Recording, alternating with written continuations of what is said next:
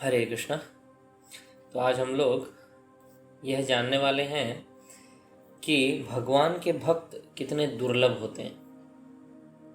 कोई ऐसा सोच सकता है कि भगवान के भक्त जब बहुत ज़्यादा भक्तों के संपर्क में आता है या जब बहुत ज़्यादा भक्त किसी व्यक्ति को बहुत ज़्यादा पूछते हैं भक्ति करने के लिए, तो वो समझता है कि ये भक्त लोग जो हैं भगवान के, ये बहुत ही बेकार लोग हैं, कोई काम धंधा नहीं है इनके और समाज पे बोझ हैं। कई तो ऐसा भी समझते हैं। तो ऐसे कई समझते हैं कि ये समाज के मतलब एक तरह से कहें तो बेकार लोग हैं समाज के लिए, जो समाज के लिए कुछ भी कंस्ट्रक्टिव नहीं करते।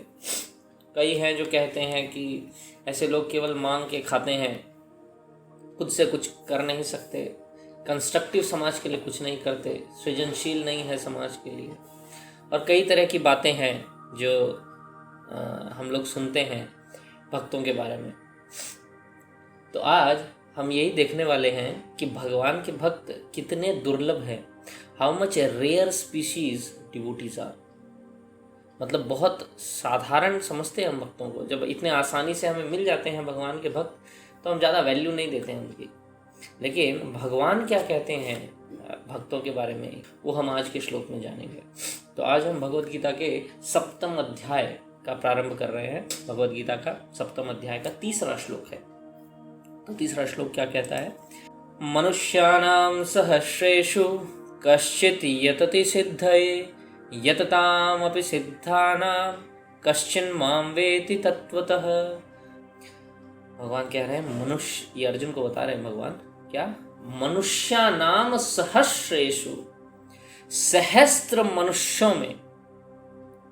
असल में 84 लाख जो योनियां है उसमें मनुष्यों के भी बहुत सारे प्रकार, बहुत सारे लाख तरह के मनुष्य होते हैं। अब उतने तरह के विभिन्न प्रकार के मनुष्यों में, इन सारे प्रकार के मनुष्यों में कश्चित यतति सिद्धये, कोई दुर्लभ होता है। संवन कश्चित, कोई दुर्लभ होता है जो क्या करता है? सिद्धये, अपने जीवन को सिद्ध करने का प्रयास करता है। यानी कि वो पूर्णता के मार्ग पे चलना शुरू करता है।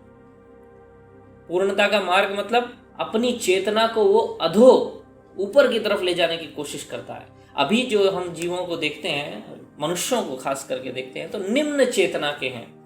क्या है उनकी चेतना? खाना, सोना, मैथुन सुख और अपने आप की रक्षा करना, बस। आहार निद्रा भय मैथुनम च सामान्य एतद पशु भी नरानाम। वो पशु के समान है सबके सब, जो केवल ये 4 कर्म करते हैं। और आज का मनुष्य केवल इन 4 चीजों की बहुत गहन चिंता करता है। हमेशा इन 4 चीजों के बारे में ही सोचता रहता है। कितना अच्छे से मैं सो सकता हूँ। सोने के लिए तरह तरह के पलंग, तरह तरह के कमरे, सुंदर सजावट भरे उनके स्लीपिंग बेडरूम्स होते हैं। उसके लिए मैट्रेस होती है इतनी इतनी। हाँ, हम लोग सुनते हैं, ऐसा न्यूज़ में पढ़ते हैं कि कितने कितने लाख रुपए दिए जाते हैं किसी किसी व्यक्ति को, केवल मात्र वो सो के चेक करेगा कि वो जो गद्दा है, जो मैट्रेस है, वो कितनी अच्छी है सोने के लिए। उसका काम है सोना। तो जिस गद्दे पे ज़्यादा अच्छे से सो पा रहा है, कंफर्टेबली सो पा रहा है, वही गद्दा वो कंपनी लॉन्च करेगी। तो इतना ज़्यादा हम खर्च करते हैं केवल मात्र किसके लिए? सोने के लिए और खाने के लिए। पूरी पूरी दुनिया चल रही है खाने के पीछे। तो नए नए तरह के ऐप्स निकल आए हैं उस खाने के लिए। तो खाना, सोना और क्या? मैथुन सुख, इसके पीछे तो हर कोई भाग रहा है। हर कोई देख रहा है कि हाँ, कहाँ मेरे को एक पार्टनर मिल जाए। Everyone is searching for this. पूरी दुनिया उस ग्लैमर से भरी हुई है। ग्लैमर मतलब क्या है? नर का मादा के प्रति आकर्षण या मादा का नर के प्रति आकर्षण, बस। और किस तरह मैं अपनी रक्षा कर सकूं। रक्षा के लिए विभिन्न साधन, तरह तरह के भूकंप रोधी घर, या तरह तरह के हमने अभी तो क्या कह सकते हैं, रक्षा प्रणालियां अपना ली हैं तरह तरह के लॉकर, तरह तरह के सेफ्टी प्रिकॉशंस यूज़ करते हैं, तरह तरह बॉडीगार्ड रखते हैं लोग, कितने कितने करोड़ दे दे करके। यहाँ तक कि कितने तरह के बम हमने ढूंढ निकाले हैं केवल मात्र किस चीज़ के लिए? अपनी रक्षा के लिए। तो ये जो चारों चीज़ें हैं, ये क्या हैं? केवल यदि ये 4 चीज़ें के अंदर में ही व्यक्ति अपने दिमाग को लगाता रहता है, तो वो व्यक्ति कैसा है? पशु के समान है, निम्न चेतना वाला। तो ऐसे सारे के सारे जीव मनुष्य जो है वो मैक्सिमम समस्त मनुष्य जो है वो क्या है, निम्न चेतना के, कलयुग के अंदर तो और अधिक निकृष्ट चेतना के। इनमें से भगवान कहते हैं, ये तो भगवान कह रहे हैं कब, ये द्वापर युग में कह रहे हैं, कलयुग में नहीं कह रहे हैं, यानी कि तब से है ये अवस्था, अभी और ज्यादा बढ़ गई है। तो तब भगवान ये कह रहे हैं कि मनुष्य नाम सहस्रेषु, सहस्त्र मनुष्य के अंदर कश्चित यतति सिद्ध है। कश्चित मतलब कोई बिरला होता है जो सिद्धि प्राप्त करने के लिए, अपने जीवन को सिद्ध करने के लिए, पूर्ण करने के लिए, अपने जीवन को, अपनी चेतना को ऊपर उठाने के लिए प्रयास करता है, कोई बिरला। तो वो प्रयास कैसे कैसे कर सकता है? वो प्रयास कर्म योग के द्वारा कर सकता है, वो प्रयास ज्ञान योग के द्वारा कर सकता है, वो प्रयास ध्यान योग के द्वारा कर सकता है, या वो भक्ति योग के द्वारा कर सकता है। इतने सारे तरह के प्रयास वो कर सकता है, जिसमें हम देखते हैं कि सबसे ज्यादा जो है वो ज्ञान योगी, ध्यान योगी मिलेंगे, ज्ञान योगी मिलेंगे, कर्म योगी या ज्ञान योगी, उससे कम फिर ध्यान योगी, और उससे भी कम। तो मनुष्य नाम सहस्रेषु कश्चित, वो कोई बिरला होगा जो इन योगों के ऊपर में कार्य करने की प्रयास करेगा।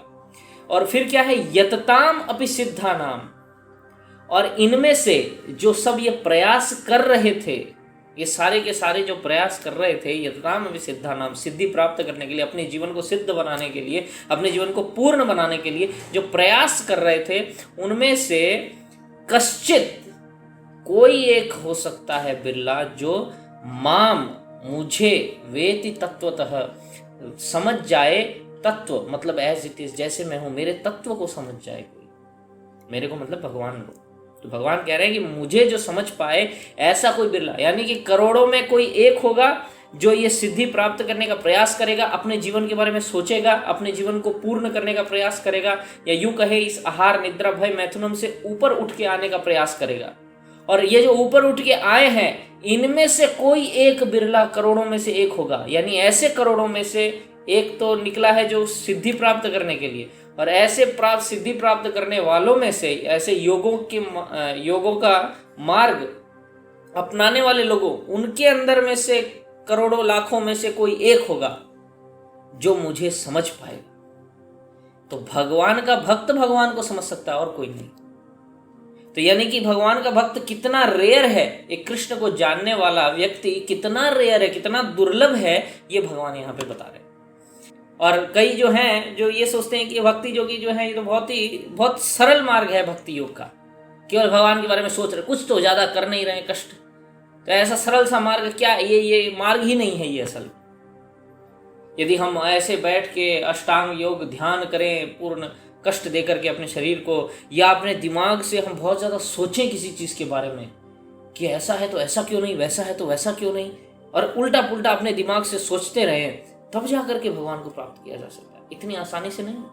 लेकिन प्रभुपाद जी कोट करते हैं तात्पर्य के अंदर में ही क्या, कि ये जो तरह तरह के अपने ज्ञान प्राप्त करने के जो मार्ग व्यक्ति अपनाता है, उसके बारे में रूप गोस्वामी ने लिखा है भक्ति रसामृत सिंधु में क्या, कि श्रुति स्मृति पुराण आदि पंचरात्रिक विधि बिना, श्रुति या स्मृति या पुराण आदि, ये सारे जितने हमारे शास्त्र हैं, वेद हैं, इनके बिना, या पंचरात्रिक विधि बिना, पंचरात्रि नारद पंचरात्र जो उन्होंने सूत्र बताए हैं वो, उसके बिना यदि कोई भक्ति करता है तो क्या है वो, एकांतिकी हरेर भक्ति, ऐसी यदि कोई भक्ति कर रहा है तो वो क्या है, उत्पात एव कल्पते, केवल मत उत्पात सृष्टि कर रहा है, डिस्टर्बेंस टू द सोसाइटी, उसकी क्या है, वह भगवत भक्ति, वो उस तरह की भक्ति जो उपनिषद पुराण या नारद पंचरात्र जैसे प्रामाणिक वैदिक ग्रंथों की अवहेलना है। अवहेलना मतलब उसके अंदर जैसा बोला है वैसा मैं नहीं कर रहा हूं, मेरे मन से मैं कुछ सोच के कर रहा हूं, नया तरीका अपना रहा हूं, मैंने नया मार्ग प्रशस्त किया है, भगवान को मैं मेरे तरीके से जानूंगा, जो लिखा हुआ है जो बताया हुआ वैसे नहीं, मैं मेरे तरीके से जानूंगा, ऐसा यदि कोई कर रहा है और उन शास्त्रों की अवहेलना कर रहा है तो वो क्या है, समाज में व्यर्थ ही अव्यवस्था फैलाने की कोशिश करता है और कुछ नहीं है, उत्पात करता है। तो कौन सा तरीका है अपनाने का भगवान की भक्ति को, जो उपनिषद पुराण और नारद पंचरात्रों में बताया हुआ है। तो एक भगवत भक्त उपनिषद उपनिषदों का सार है गीतोपनिषद। उसमें जो भक्ति भगवान बता रहे हैं, जैसा हम अभी चर्चा कर रहे हैं, उसका पालन करता है। पुराणों का सार है 18 पुराणों, उसका सार है क्या? श्रीमद् भागवत पुराण। उसे श्रवण करता है एक भक्त। और पंचरात्रि, नारद पंचरात्रि विधि, ये आपको समझ लेना चाहिए कि जो ब्रह्म मध्व गौड़ीय संप्रदाय है, ये किस मार्ग पे लिखी हुई, कहाँ के लिखी हुई भक्ति मार्गों का अनुसरण कर रहा है, कहाँ बताए गए कि कैसे कैसे भक्ति करनी चाहिए। नारद पंचरात्र, नारद मुनि ने जैसे अपने पंचरात्रि विधि में बताया गया है कि कैसे कैसे हमें भक्ति करनी चाहिए, उस भक्ति का अनुसरण, उस तरीके का अनुसरण हम लोग करते हैं।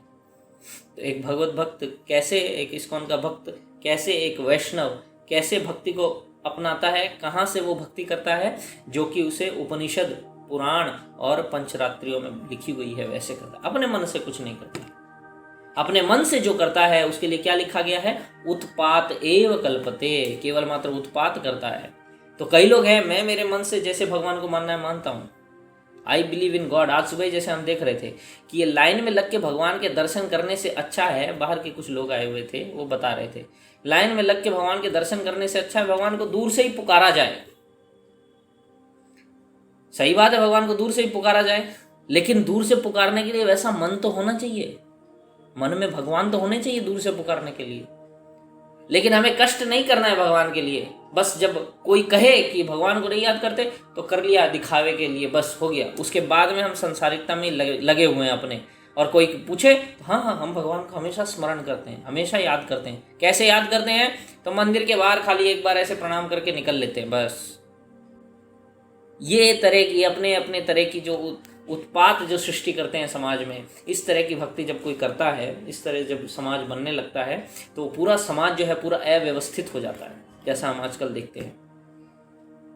किसी की कोई किसी की बात नहीं सुनना चाहता, सब अपने अपने तरीके अपनाने चाहते हैं। और जब हर कोई अपने तरीके से करना चाहेगा तो समाज किस तरफ जाएगा? उत्पात हो जाएगा, समाज में अव्यवस्था हो जाएगी, समाज एक तरफ नहीं अग्रसर हो सकता। उस समाज का कोई गोल ही नहीं है। कोई कहेगा मैं इस तरफ जाऊंगा, कोई कहेगा मैं उस तरफ जाऊंगा, कोई कहेगा मैं इस तरफ जाऊंगा, कोई कहेगा मैं उस तरफ जाऊंगा।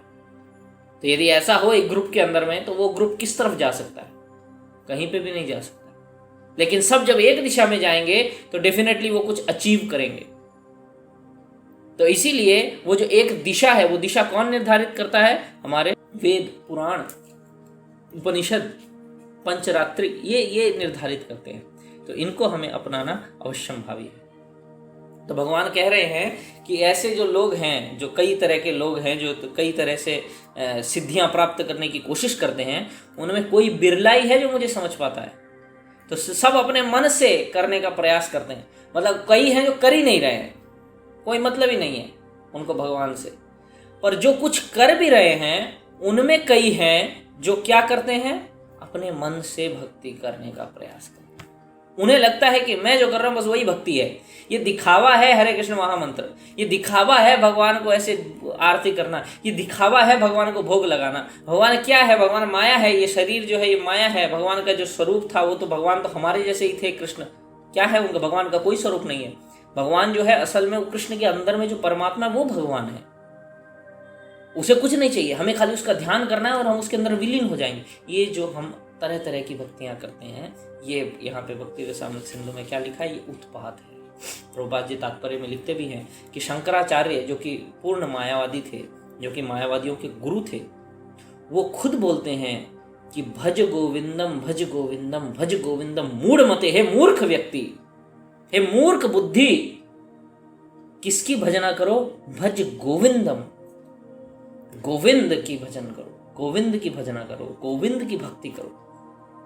तो प्रभुपाद जी कहते हैं कि वो खुद मान के गए कि भगवान कृष्ण भगवान है, वो गोविंद भगवान है, लेकिन उनके अनुयायी ये नहीं मान सकते। क्यों नहीं मान सकते? क्योंकि बहुत ही दुर्लभ है मानना।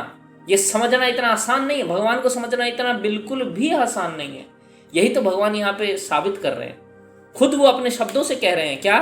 कि मनुष्य नाम सहस्रेषु कश्चित यतति सिद्धे यतताम अपि सिद्धा नाम। ये जितने सिद्धि प्राप्त करने वाले, इनमें भी कश्चिन माम वेति तत्वतः, मुझे जानने वाला कोई बिरला ही हो सकता है।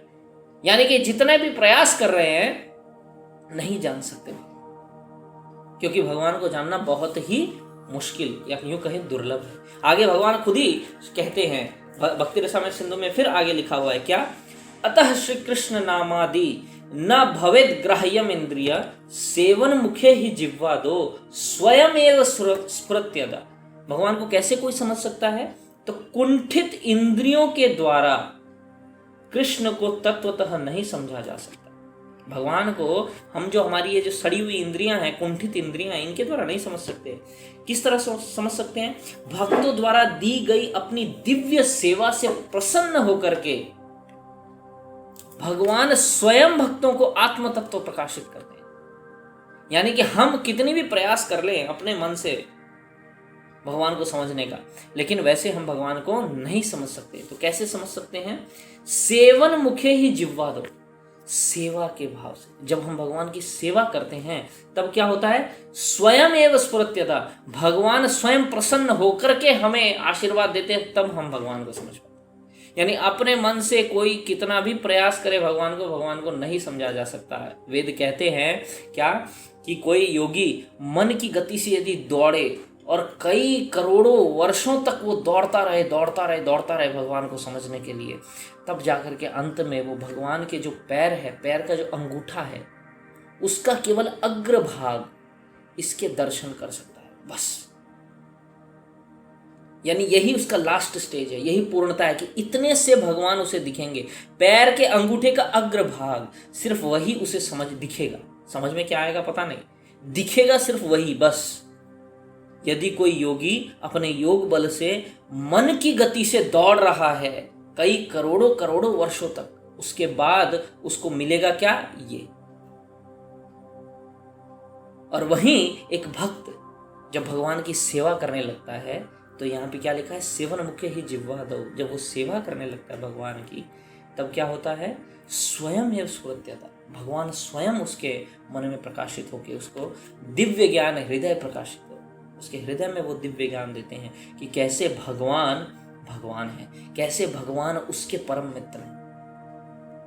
एक नास्तिक व्यक्ति को ये समझाना कि भाई तुम्हारे भगवान जो हैं, ये भगवान सबके लिए परम मित्र हैं, सबका भला चाहते हैं, बहुत मुश्किल है उसे समझाना।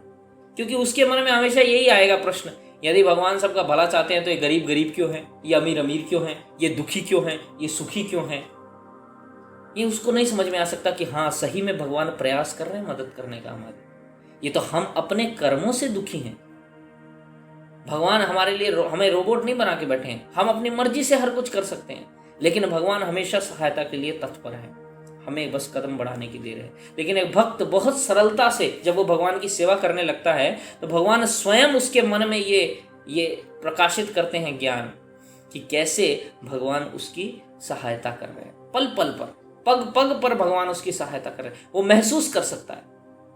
लेकिन एक नास्तिक व्यक्ति कभी नहीं महसूस कर सकता। ये स्वयं गीता में भी भगवान कहते हैं, क्या कहते हैं, कि मैं जो मेरे को जैसा चाहता है मैं उसके लिए वैसा ही व्यवहार करता हूँ। यदि कोई मुझे पत्थर समझता है तो मैं उसके लिए पत्थर जैसा बन जाता हूँ। यदि कोई भगवान को अपना प्रेमी समझता है, उसके लिए प्रेमी है। यदि कोई किसी को भगवान अपने मालिक नजर आते हैं, तो वो उसके मालिक हैं। तो कैसे हम भगवान को समझ सकते हैं, सेवन मुखे ही जिह्वा दो स्वयं एव स्फुरत्यता, सेवा भाव से। इसीलिए प्रभुपाद जी ने बहुत अच्छा शब्द बनाया है। शास्त्रों के अंदर में केवल मात्र भक्ति भक्ति भक्ति लिखा हुआ है, लेकिन भक्ति मतलब हम लोग क्या समझते हैं, बैठ के खाली ध्यान करो भगवान का, बस यही भक्ति है। ये भक्ति नहीं है। प्रभुपाद जी ने शब्द क्या बनाया, डिवोशनल सर्विस, भक्ति मूलक सेवा। भक्ति नहीं, वो भक्ति का कोई महत्व नहीं है। भक्ति मूलक सेवा, जब आप कुछ करेंगे नहीं भगवान के लिए, कुछ हाथ पैर हिलाएंगे नहीं भगवान के लिए, तो कैसे आप भगवान को पाएंगे। अभी का जो सबका दिमाग है वो भगवान के ऊपर केंद्रित नहीं हो सकता। भगवान छोड़ो किसी चीज पे केंद्रित नहीं होता। तो भगवान पे केंद्रित करने के लिए क्या करना पड़ेगा जीव को, केवल मात्र कुछ कार्य करने पड़ेंगे, भगवान के कुछ करना पड़ेगा, सेवा करनी पड़ेगी। पहली सेवा जो वो कर सकता है, बहुत सरल सेवा, हरे कृष्णा कृष्ण कृष्ण हरे हरे, हरे राम राम राम हरे हरे, ये पहली सेवा है। उसके बाद में वो और ज़्यादा जैसे जैसे उसका विश्वास बढ़ता जाता है भगवान के ऊपर, वो अपनी सेवा को और बढ़ा सकता है, और बढ़ा सकता है। और ऐसे बढ़ाते वो बहुत कुछ कर सकता है भगवान के लिए, तब वो पूरा पूरा भगवान का हो जाता है। जब ऐसा हो जाता है, ये है धीरे धीरे भगवान को समझने की प्रक्रिया। और जितने ज़्यादा वो समझता है भगवान को अपना, जितना ज़्यादा वो भगवान को समझ पाता है, उतना ज़्यादा वो अपने कर्मों को भगवान के प्रति न्यौछावर करता जाता है। यानी कि उसके जितने इच्छाएं, कामनाएं, वासनाएं या कर्म जो भी हैं, वो सब किसके लिए हो जाते हैं? भगवान के। और अल्टीमेटली एक शुद्ध भक्त जब वो बन जाता है तो क्या, हर कुछ उसका भगवान का ही हो जाता है। उसकी सांसें भी सिर्फ भगवान के लिए ही चलती हैं, उनकी इच्छा के लिए ही चलती हैं।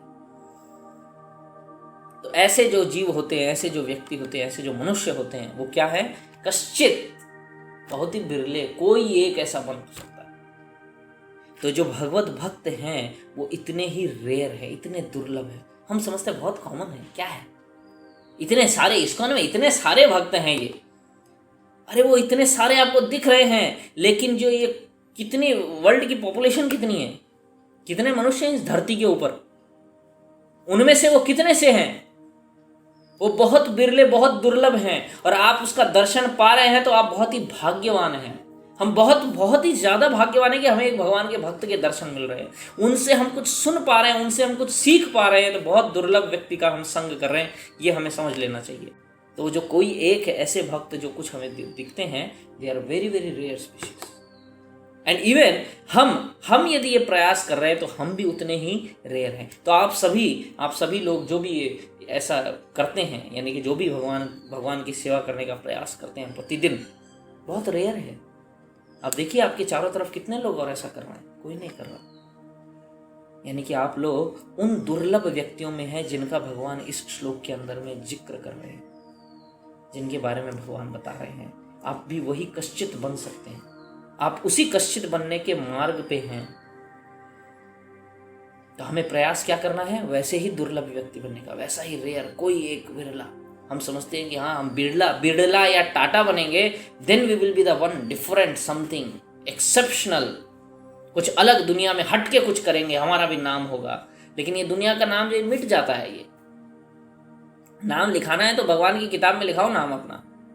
भगवान की किताब में नाम लिखाने के लिए ये है फॉर्मूला, बोल दिया किसका नाम लिखते हैं। वो बहुत सारे लोग हैं जो खाली निकृष्ट चीज़ों में ही पड़े रहते हैं, उनमें से कुछ बिरले हैं जो कि प्रयास करते हैं अपने जीवन को सिद्धि पाने का। और उन बिरलों में से कोई एक होता है जो मुझे समझ पाता है।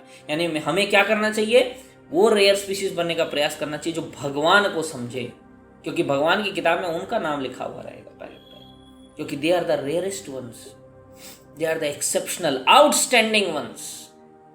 ऐसा बनना है यदि हमें, तो हमें क्या करना है? हमें इन्हें समझने का प्रयास, हमें इनकी भक्ति करनी है। तो यदि हम खाली ये प्रयास करें किसी भी तरह से कि हम भगवान को समझ सकें, कैसे समझ सकते हैं? तो वो समझने का तरीका भी भगवान इसी अध्याय के पहले श्लोक में बताते हैं। तत् शृणु, अर्जुन को बोलते हैं तुम सुनो, अभी मैं बता रहा हूं मेरे बारे में, तुमको क्या करना है? सुनो, तत् शृणु, तुम सुनो। तो पहला काम जो व्यक्ति कर सकता है भगवान के बारे में जानने का, वो क्या है? सुन के, उसे सुनना चाहिए। ये सब जितना वो सुनेगा उतना उसके दिमाग के अंदर में भगवान की बातें घूमेंगी। ओह भगवान ऐसे, भगवान वैसे, भगवान ये भी, भगवान वो भी है। तब जाकर के उसे समझ में आएगा कि कैसे भगवान हैं असल में। फिर वो भगवान को जानने का तत्वतः जान पाएगा तत्वों में, और फिर वो भी एक कश्चित, एक बिरला ऐसा व्यक्ति बन पाएगा जिसका नाम भगवान की किताब में लिखा। तो हमें भी यही प्रयास करना। अपने इंद्रियों से हम नहीं समझ सकते हैं, इस तरह से भक्ति मूलक सेवा से हमको ये प्रयास करना है। बाकी क्या होगा? भगवान का आशीर्वाद आएगा, तभी हम समझेंगे। तो यदि हमारा प्रयास, हमारी चेष्टा, हमारी कोशिश यदि ऑनेस्ट है, ईमानदार है, वो अपनी जगह, हम जितना कर सकते हैं उतना हम 100% कर रहे हैं, डेफिनेटली भगवान अंदर बैठे हैं हमारे परमात्मा रूप में, वो देख रहे हैं। तो जितना % हमारा प्रयास होगा उतना % हमें भगवान रिजल्ट देंगे। तो हमें यही कोशिश करनी चाहिए कि हम जितना हो सके भगवान के बारे में सुने, श्रवण करें और भगवान के बारे में कीर्तन करें। और कुछ नहीं तो केवल मात्र हरे कृष्ण कृष्ण कृष्ण हरे हरे, हरे राम राम राम हरे हरे, केवल यही करें। हमको कुछ नहीं पता भगवान के बारे में, हम किसी और को बता नहीं सकते भगवान के बारे में, तो केवल मात्र भगवान का नाम करें। हो सकता है कोई हमारे डेडिकेशन को देखते हुए कोई और प्रभावित हो जाए, तो बहुत ही अच्छी बात है। और नहीं तो हम खुद तो एटलीस्ट अपने आप को बिरला बनाएं। इसी के साथ हम आज की क्लास समाप्त करते हैं। हरे कृष्णा।